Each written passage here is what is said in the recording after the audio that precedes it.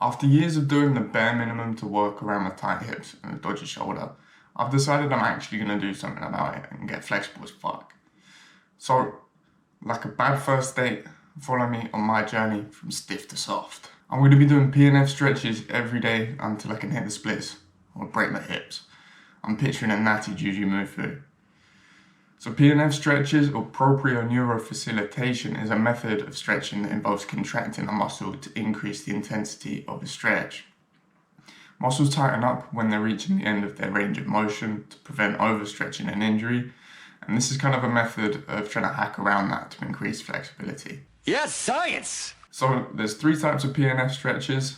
The first is the hold relax, where you move into a stretch and contract the stretched muscle isometrically, so without moving it. The second is a contract relax, which is similar to the hold relax. You're contracting the stretched muscle, but this time it's a concentric contraction, so moving slightly, shortening the muscle.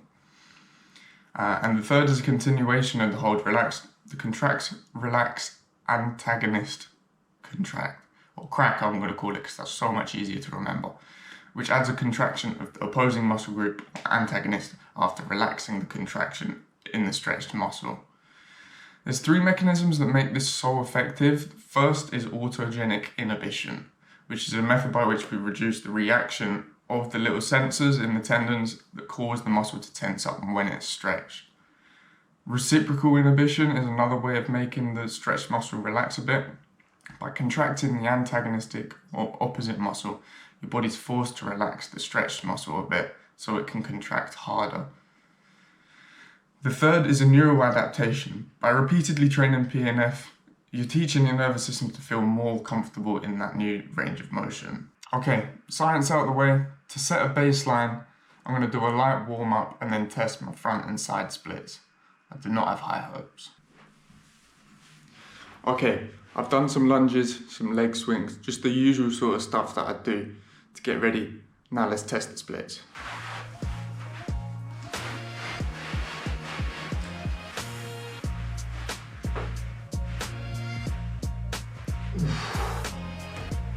Socks are helping me slide in a bit here. Oh, I'm not getting any further than that though.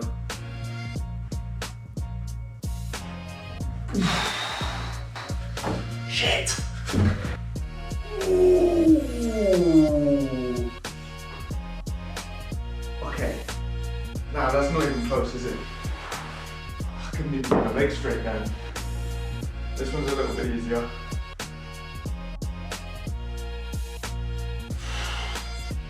What are you saying on that then? It's not great, is it? I think any improvement on that is going to be pretty good. Okay, so let's get into the protocol. I'm going to be focusing on my hips and achieving the splits, but I also want to work on my quads, my chest, my lats and my shoulders. So for the hamstrings, I'll be doing a lying band assisted leg raise. Hip flexors, a half kneel. Glutes, this is called a figure 4. Quads, a band assisted stretch. It says to be doing these lying, but I don't want to be doing that. Oh well, princess. And lats, this kneeling position, pushing your arms into the floor. Shoulders, I'm working on internal and external rotation using this broom handle. So that's the long and the short of it really. So there's nothing else to do but get into a training montage, and I'll catch up with you at the end of week 1.